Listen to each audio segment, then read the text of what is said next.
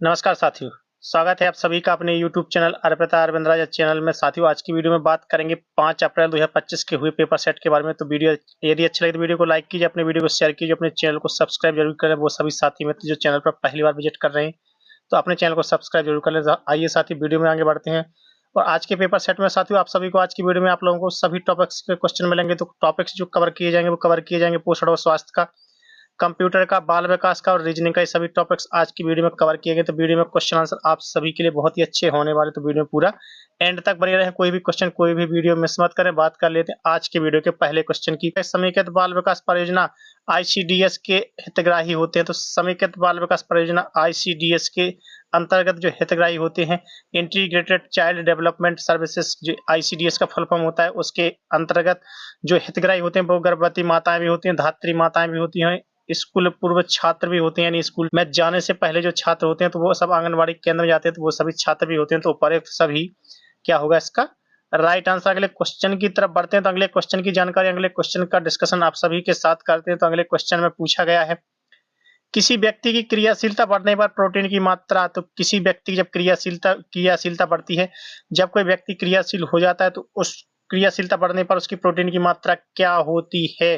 तो उसकी जो प्रोटीन की मात्रा होती है वो स्थिर रहती है। तो क्या रहती है? स्थिर रहती है। तो ये होगा उसका राइट आंसर। तो वीडियो में साथियों आप सभी को बहुत ही अच्छे क्वेश्चन मिलने वाले हैं, प्रत्येक टॉपिक से, प्रत्येक सब्जेक्ट से। तो वीडियो में पूरा एंड तक बने रहे। चैनल पर विजिट करने वाले, चैनल पर पहली बार आने वाले साथी मित्र अपने चैनल को सब्सक्राइब जरूर कर लें। बात करते हैं अगले क्वेश्चन की। शिशु मृत्यु का मुख्य कारण है, शिशु मृत्यु का जो मुख्य कारण होता है वो क्या होता है। तो जो शिशु मृत्यु का जो मुख्य कारण होता है वो होता है उपर्युक्त सभी। उपर्युक्त सभी क्या होगा इसका राइट आंसर। यानी जो ऊपर तीनों ऑप्शन दिए गए वो तीनों ही कारण होते हैं शिशु मृत्यु के। तो शिशु मृत्यु के जो उपर्युक्त कारण होते हैं वो तीनों ही होते हैं। तो उपर्युक्त सभी होगा इसका राइट आंसर। अगले क्वेश्चन की तरफ बढ़ते हैं। अगले क्वेश्चन की जानकारी, अगले क्वेश्चन का डिस्कशन करते हैं आप सभी के साथ, जो कि आपसे कंप्यूटर से पूछ लिया गया है। आपके निम्न में से किसका संबंध कंप्यूटर के प्रोसेसर से नहीं होता है। तो अगले क्वेश्चन में आपको जवाब देना है नेगेटिव में, यानी कौन सा है जो इसमें से नहीं होता है। तो वो नहीं होता है आपका एंड्रॉइड। एंड्रॉइड क्या होगा इसका राइट आंसर। अगले क्वेश्चन की तरफ बढ़ते हैं। अगले क्वेश्चन की जानकारी आप सभी को देते हैं। तो अगले क्वेश्चन में पूछा गया है, तो अगले क्वेश्चन में जो आपसे बात की गई तो वो भी आपसे कंप्यूटर का क्वेश्चन पूछ लिया गया है। स्क्रीन पर प्रदर्शित पिक्सल की संख्या किसके नाम से जाने जाते हैं। जो स्क्रीन पर प्रदर्शित होती हैं, जो पिक्सल्स होते हैं, तो जो उनकी संख्या होती है वो किस नाम से जानी जाती है। तो स्क्रीन पर प्रदर्शित जो संख्या होती है वो जानी जाती है स्क्रीन रेजोल्यूशन के नाम से, यानी स्क्रीन रेजोल्यूशन के नाम से जानी जाती है। जो स्क्रीन पर डॉट्स की संख्या होती है, जो स्क्रीन पर डॉट्स दिखाई देते हैं, तो वो उन्हें कहते हैं स्क्रीन रेजोल्यूशंस। अगले क्वेश्चन की तरफ बढ़ते हैं। अगले क्वेश्चन की जानकारी देते हैं। तो अगला क्वेश्चन जो कि पूछा गया है, दक्षिण गंगोत्री स्थित है। तो दक्षिण गंगोत्री कहाँ पर स्थित है। तो दक्षिण गंगोत्री जो स्थित है वो है साथियों अंटार्कटिका में। अंटार्कटिका होगा इसका राइट आंसर। दक्षिण गंगोत्री जो स्थित है वो अंटार्कटिका में है। तो अगले क्वेश्चन की तरफ बढ़ते हैं। तो वीडियो में क्वेश्चन आंसर आप सभी के लिए बहुत ही अच्छे मिलने वाले हैं। वीडियो में क्वेश्चन आंसर प्रत्येक टॉपिक से, प्रत्येक सब्जेक्ट से आपके कवर होने वाले हैं। तो आप लोगों के लिए ऐसे क्वेश्चन आपके वीडियो में मिलने वाले हैं जो अप्रैल माह में पेपर देने जाने वाले, महिला बाल विकास सुपरवाइजर के पेपर देने जाने वाले सभी साथी मित्रों के एग्जाम में रिपीट किए जा सकते हैं, क्वेश्चन पूछे जा सकते हैं। तो कोई भी क्वेश्चन मिस मत करिए। टेक्स्ट में आपकी पोजीशन कौन दिखाता है। जो टेक्स्ट होता है, जब आप कोई टेक्स्ट लिखते हैं तो टेक्स्ट में आपकी जो पोजीशन है वो कौन दिखाता है। यदि आपने किसी कंप्यूटर में अपना नाम लिखा, मान के चलिए आपने कंप्यूटर में अपना नाम लिखा, बेजायरी नाम लिखा, तो आपके टेक्स्ट की जो पोजीशन है कि आपका टेक्स्ट कहाँ पर, तो उसकी जो पोजीशन है वो दिखाता है। उसमें जो कर्सर होता है, कर्सर होता है वो दिखाता है आपके टेक्स्ट की पोजीशन। तो कर्सर क्या होगा इसका राइट आंसर। अगले क्वेश्चन की तरफ बढ़ते हैं। अगले क्वेश्चन की जानकारी, अगले क्वेश्चन का डिस्कशन भी आप सभी के साथ करते हैं। तो अगले क्वेश्चन में पूछा गया है कि वर्कशीट में सेलों का आयताकार समूह निम्न में से क्या कहलाता है। यानी जब भी कोई आप वर्कशीट बनाते हैं तो जब वर्कशीट बनती है, वर्कशीट में जो आयताकार समूह होते हैं, सेलों का जो आयताकार समूह होता है, तो उस आयताकार समूह को क्या कहते हैं। तो उसे कहते हैं सेल रेंज। सेल रेंज क्या होगा इसका राइट आंसर। तो क्वेश्चन आंसर बहुत ही महत्वपूर्ण है साथियों। कोई भी क्वेश्चन स्किप करके मत देखिए, क्योंकि यदि आप क्वेश्चन स्किप करके देखते हैं और वही क्वेश्चन यदि आपका एग्जाम में पूछ लिया जाता है तो आप गलत कर देते हैं। इसलिए कोई भी वीडियो, कोई भी क्वेश्चन स्किप करके मत देखिए। स्टोरेज डिवाइस के मेन फोल्डर को क्या कहते हैं। जो स्टोरेज डिवाइस होता है, जो भी स्टोरेज डिवाइस होता है उसका जो मेन फोल्डर होता है तो उसे आप क्या कहते हैं। जो आपकी स्टोरेज डिवाइस होती है, जैसे कि आपका स्टोरेज डिवाइस जैसे सी हो गया, डी हो गया, ई हो गया, एफ हो गया, तो जो भी आपके स्टोरेज डिवाइस होते हैं उनमें से जो स्टोरेज डिवाइस का जो फोल्डर होता है उसे आप क्या कहते हैं। तो उसे कहते हैं रूट डायरेक्टरी। रूट डायरेक्टरी क्या होगा इसका राइट आंसर। अगले क्वेश्चन का डिस्कशन भी आप सभी के साथ करते हैं। तो अगले क्वेश्चन में आपसे पूछा गया है कि प्रिंट के लिए कौन सा मेन्यू सेलेक्ट किया जाता है। जब भी आप प्रिंट कमांड देते हैं, प्रिंट करना चाहते हैं, कोई फाइल प्रिंट करना चाहते हैं, तो प्रिंट करने के लिए आप कौन सा मेन्यू सेलेक्ट करेंगे। तो प्रिंट करने के लिए सिलेक्ट करेंगे फाइल मेन्यू। फाइल मेन्यू में जाकर प्रिंट कमांड वाले ऑप्शन पर क्लिक करेंगे तो जो भी डॉक्यूमेंट्स आप प्रिंट करना चाहते हैं वो प्रिंट होकर आ जाएगा। साथियों, बात कर लेते हैं अगले क्वेश्चन की। तो अगले क्वेश्चन में आप सभी से पूछा गया है कट कॉपी पेस्ट करने के लिए कौन सा मेन्यू सेलेक्ट करेंगे। जब भी आप किसी टेक्स्ट को, जो भी आपका टेक्स्ट लिखा हुआ है, उस टेक्स्ट को आप सेलेक्ट करके कट कॉपी या पेस्ट करना चाहते हैं तो पेस्ट करने के लिए आप क्या करेंगे, तो कट कॉपी पेस्ट करने के लिए साथियों आप सिलेक्ट करेंगे, वो करेंगे एडिट मेन्यू का। तो एडिट मेन्यू क्या होगा इसका राइट आंसर है, यानी आप एडिट मेन्यू सिलेक्ट करेंगे। एडिट मेन्यू के अंतर्गत आपको कट कॉपी पेस्ट सभी ऑप्शन मिल जाएंगे, वहां से आप कट कॉपी पेस्ट कर सकते हैं। साथियों, अपने टेक्स्ट को अगले क्वेश्चन की तरफ बढ़ते हैं। अगले क्वेश्चन की बात कर लेते हैं। तो अगले क्वेश्चन में पूछा गया है एक्सेल में एक्टिव सेल के कंटेंट्स को कौन डिस्प्ले करता है। जो आपके एक्सेल होता है, एक्सेल में जो एक्टिव सेल होते हैं तो उनके कंटेंट को कौन डिस्प्ले करता है, तो वो डिस्प्ले करते हैं फॉर्मूला बार। फॉर्मूला बार क्या होगा इसका राइट आंसर। अगले क्वेश्चन की जानकारी आप सभी को देते हैं। तो अगले क्वेश्चन में पूछा गया है कंप्यूटर में संचित फाइलों को समूह को क्या कहा जाता है। जो आप कंप्यूटर में संचित कर लेते हैं, जो कंप्यूटर में फाइल आप स्टोरेज कर लेते हैं, तो जो कंप्यूटर में स्टोरेज फाइल होती हैं उन स्टोरेज फाइल को क्या कहा जाता है। तो उन स्टोरेज फाइल को कहा जाता है डायरेक्टरी। डायरेक्टरी क्या होगा इसका राइट आंसर। अगले क्वेश्चन की जानकारी आप सभी को देते हैं। तो अगले क्वेश्चन में पूछा गया है किसी डॉक्यूमेंट्स के डेटा फाइलों की सूची को क्या कहा जाता है। जो किसी डेटाबेस की जो डेटा फाइलें होती हैं, जो उनकी सूची होती है, तो सूची को क्या कहा जाता है, तो उन्हें कहा जाता है डेटा डिक्शनरी। डेटा डिक्शनरी क्या होगा इसका राइट आंसर। अगले क्वेश्चन की जानकारी, अगले क्वेश्चन का डिस्कशन आप सभी के साथ करते हैं। तो वीडियो में पूरा एंड तक बने रहें। तो आगे के क्वेश्चन प्राप्त करने के लिए, आगे की महिला बाल विकास की तैयारी के क्वेश्चन प्राप्त करने के लिए, और हम साथियों आगे आपको आरआरबी ग्रुप डी के भी आपको तैयारी करवाएंगे। तो आरआरबी ग्रुप डी के भी आपको क्वेश्चन आंसर मिलेंगे, आपको पेपर मिलेंगे। तो पेपर सेट पूरे प्राप्त करने के लिए और ग्रुप डी की तैयारी का बेहतर करने के लिए अपने चैनल को सब्सक्राइब जरूर करके रखें। आगे की तैयारी, आगे की जानकारी प्राप्त करने के लिए अपने चैनल को सब्सक्राइब जरूर करके रखें। बात कर लेते हैं अगले क्वेश्चन की। एमएस वर्ड में स्पेलिंग को सही करने का सॉफ्टवेयर को क्या कहा जाता है। एमएस वर्ड में आप स्पेलिंग को सही करने का जो सॉफ्टवेयर होता है, तो सही करने का जो सॉफ्टवेयर होता है उसे क्या कहा जाता है, तो उसे कहा जाता है स्पेल चेक। स्पेल चेक क्या होगा इसका राइट आंसर। बात करते हैं साथियों, वीडियो में आगे बढ़ते हैं अगले क्वेश्चन की तरफ। अगले क्वेश्चन की जानकारी, अगले क्वेश्चन की बात कर लेते हैं।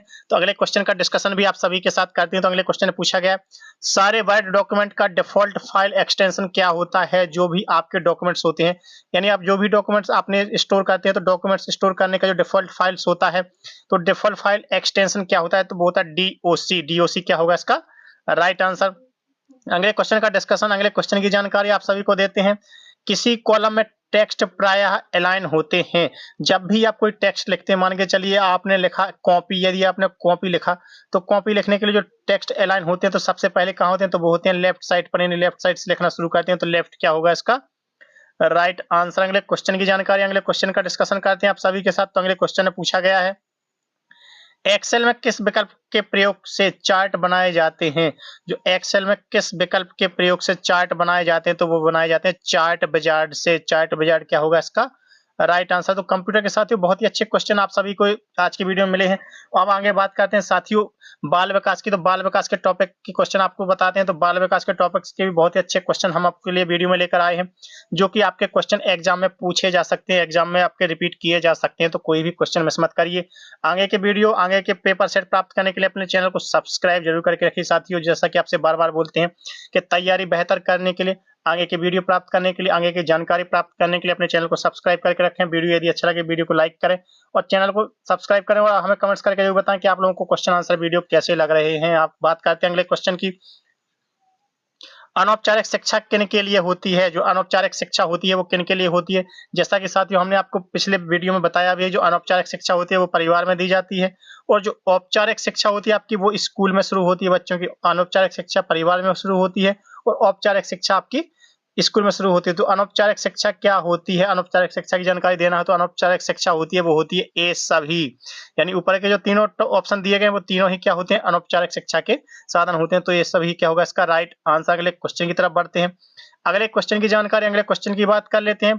प्रयोजनवाद ने किसे जन्म दिया। जो प्रयोजनवाद होता है उसने किसे जन्म दिया है। तो अगले क्वेश्चन में आपको बताना है। तो अगला क्वेश्चन बहुत ही अच्छा पूछ लिया गया आप सभी से कि प्रयोजनवाद में प्रयोजनवाद ने किसे जन्म दिया? तो प्रयोजनवाद ने जो जन्म दिया वो दिया था प्रोजेक्ट विधि को। तो प्रोजेक्ट विधि क्या होगा इसका राइट आंसर। अगले क्वेश्चन की जानकारी आप सभी को देते हैं। तो अगला क्वेश्चन पूछा गया है अभ्यास से। तो अभ्यास से क्या होता है? अभ्यास से क्या होता है अगले क्वेश्चन में बताना है कि अभ्यास से क्या होता है। तो अभ्यास से ज्ञानेंद्रियों का प्रशिक्षण होता है। जो अपनी ज्ञानेंद्रियां होती हैं जैसे आंख, नाक, कान, मुंह, तो इनका क्या होता है? प्रशिक्षण होता है। तो प्रशिक्षण होगा इसका राइट आंसर। अगले क्वेश्चन की जानकारी, अगले क्वेश्चन का डिस्कशन करते हैं आप सभी के साथ। तो अगले क्वेश्चन पूछा गया है कक्षा में आप कैसे प्रश्न पसंद करेंगे? कक्षा में आप कैसे प्रश्न करना पसंद करेंगे? अगला क्वेश्चन बहुत ही अच्छा क्वेश्चन पूछ लिया गया है। बहुत ही अच्छे क्वेश्चन आपके सामने है साथियों कि कक्षा में आप कैसे प्रश्न करना पसंद करेंगे।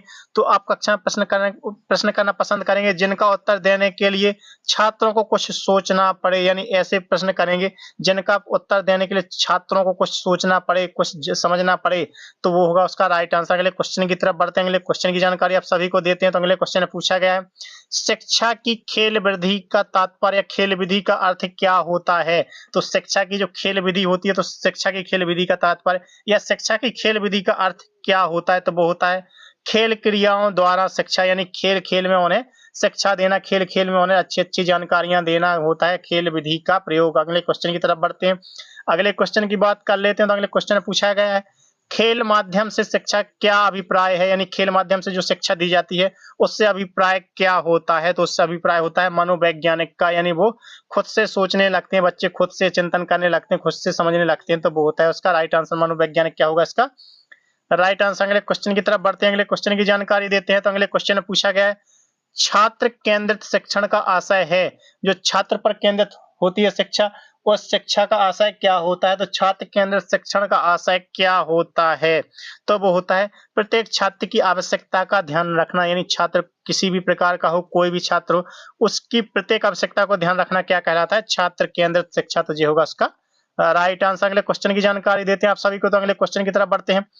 भाषा सीखने का प्रभावी उपाय क्या होता है? जो भाषा सीखते हैं, जो बच्चे भाषा सीखते हैं, तो उसके सीखने का जो प्रभावी उपाय होता है, उसका सीखने का जो सबसे अच्छा उपाय होता है, जो प्रभावशील उपाय होता है, तो वो क्या होता है? तो वो होता है वार्तालाप करना, एक दूसरे से बातचीत करना। क्या होगा उसका राइट आंसर। अगले क्वेश्चन का डिस्कशन, अगले क्वेश्चन की जानकारी आप सभी को देते हैं। तो अगले क्वेश्चन में पूछा गया निःशुल्क और अनिवार्य प्राइमरी शिक्षा लागू होने के फलस्वरूप, निःशुल्क और अनिवार्य शिक्षा प्राइमरी शिक्षा लागू होने के फलस्वरूप क्या होता है साथियों? तो वो होता है ये सभी, यानी ऊपर के दिए गए तीनों ऑप्शन सही होते हैं, तो ये सभी क्या होगा उसका राइट आंसर। अगले क्वेश्चन का डिस्कशन भी आप सभी से करते हैं। तो अगले क्वेश्चन में पूछा गया है किस किस्म के प्रश्न को आप सबसे अधिक प्रबोधक मानते हैं, यानी वह कौन सा प्रश्न होता है, वह किस प्रकार का प्रश्न होता है जिसे आप सबसे ज्यादा प्रबोधक मानते हैं? तो वो है जो समस्या प्रधान हो और हल ढूंढने को प्रेरित करे, यानी जिसमें समस्या हो और उसको हल ढूंढने को प्रेरित करे, हल ढूंढने को मोटिवेट करे, तो वो होता है उसका राइट आंसर। अगले क्वेश्चन की तरफ बढ़ते हैं। अगले क्वेश्चन की जानकारी आप सभी को देते हैं। पाठ्यचर्या के निर्माण में मुख्य रूप से किस बात का ध्यान रखा जाता है? जो पाठ्यचर्या बनाई जाती है, जो पाठ्यचर्या निर्माण की जाती है बच्चों के लिए, तो उसमें किस बात का मुख्य रूप से ध्यान रखा जाता है? तो उसमें ध्यान रखा जाता है शिक्षा के उद्देश्यों का, यानी जो शिक्षा दी जाती है, जो शिक्षा बच्चों को दी जानी है, वो शिक्षा का उद्देश्य क्या होगा? तो शिक्षा के उद्देश्यों का क्या होगा इसका राइट आंसर। अगले क्वेश्चन की तरफ बढ़ते हैं। अगले क्वेश्चन की जानकारी आप सभी को देते हैं। तो अगले क्वेश्चन में पूछा गया है बाल मनोविज्ञान की सहायता से शिक्षक किस बात का ज्ञान प्राप्त कर सकता है? तो बाल मनोविज्ञान की सहायता से शिक्षक किस बात का ज्ञान प्राप्त कर सकता है? तो वो कर सकता है उपरोक्त तीनों का, यानी ऊपर दिए गए ऑप्शन तीनों सही है, तो उपरोक्त तीनों क्या होगा इसका राइट आंसर। अगले क्वेश्चन की तरफ बढ़ते हैं। तो अगले क्वेश्चन की जानकारी, तो अगला क्वेश्चन भी बहुत अच्छा पूछा गया आप सभी से कि निम्नलिखित में से कौन सा बुद्धि का लक्षण नहीं है, यानी नेगेटिव में बताना है कि नहीं है। तो वह कौन सा है जो बुद्धि का लक्षण नहीं है? तो वो नहीं है यह अर्जित की जा सकती है, यानी बुद्धि अर्जित नहीं की जा सकती, जबकि ज्ञान अर्जित किया जा सकता है लेकिन बुद्धि अर्जित नहीं की जा सकती। तो ये होगा उसका राइट आंसर। अगले क्वेश्चन का डिस्कशन, अगले क्वेश्चन की जानकारी आप सभी को देते हैं। तो ये क्वेश्चन आपका रीजनिंग से पूछ लिया गया है। जैसा कि हमने आपको वीडियो के शुरू में ही बताया था कि प्रत्येक सब्जेक्ट से आपके क्वेश्चन आपको मिलने वाले हैं, वीडियो में बहुत ही अच्छे क्वेश्चन मिलने वाले हैं, तो कोई भी क्वेश्चन मिस मत करिए, वीडियो को पूरा एंड तक जरूर देखिए। तो बात कर लेते हैं अगले क्वेश्चन की।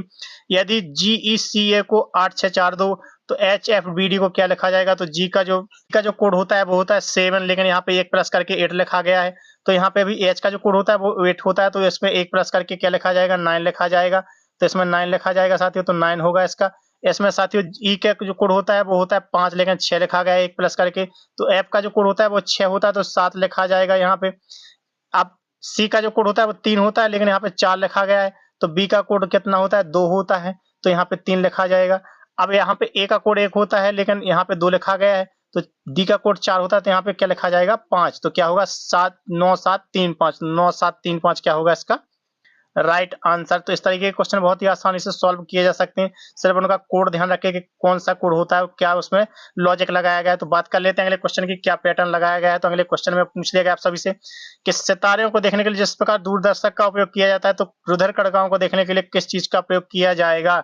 यानी सितारे देखने के लिए दूरदर्शक का जो प्रयोग किया जाता है, तो रुधिर कोशिकाओं को देखने के लिए किस चीज का प्रयोग किया जाएगा, तो वो किया जाएगा सूक्ष्मदर्शी का। तो सूक्ष्मदर्शी क्या होगा इसका राइट आंसर। तो बात कर लेते हैं साथियों आज के वीडियो के लास्ट क्वेश्चन की, आज के पेपर सेट के लास्ट क्वेश्चन की। तो आज के पेपर सेट का लास्ट क्वेश्चन जो कि आपका रीजनिंग से ही पूछा गया है कि जिस प्रकार प्रतिभाशाली का संबंध बुद्धिमान से होता है, तो सृजनात्मक का संबंध किससे होगा।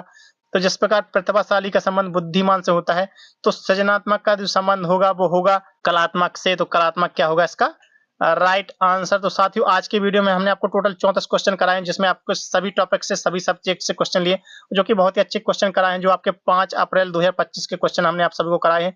तो 5 अप्रैल 2025 के क्वेश्चन बहुत ही अच्छे कराए हैं आप सभी को। तो वीडियो कैसा लगा आप सभी को, क्वेश्चन आंसर कैसे लगे आप सभी को वीडियो, यदि अच्छा लगा तो वीडियो को लाइक कीजिए, वीडियो को शेयर करना ना भूलें। जो पेपर देने जाने वाले महिला बाल विकास का, तो उन सभी के साथ वीडियो को शेयर कर दीजिए, ताकि उन सभी तक भी क्वेश्चन आंसर पहुंच सके, उन तक भी वीडियो पहुंच सके। और जो लोग चैनल पर पहली बार विजिट करें, तो अपने चैनल को सब्सक्राइब जरूर कर लीजिए। सब्सक्राइब करने से क्या होगा कि आने वाले वीडियो की नोटिफिकेशन आप सभी को मिलती रहेंगी। तो अपने चैनल को सब्सक्राइब जरूर करके रखें। मिलते हैं दोस्तों कल एक नए पेपर सेट के साथ, बहुत ही अच्छे क्वेश्चन आंसर के साथ। तब तक के लिए धन्यवाद। जय हिंद दोस्तों।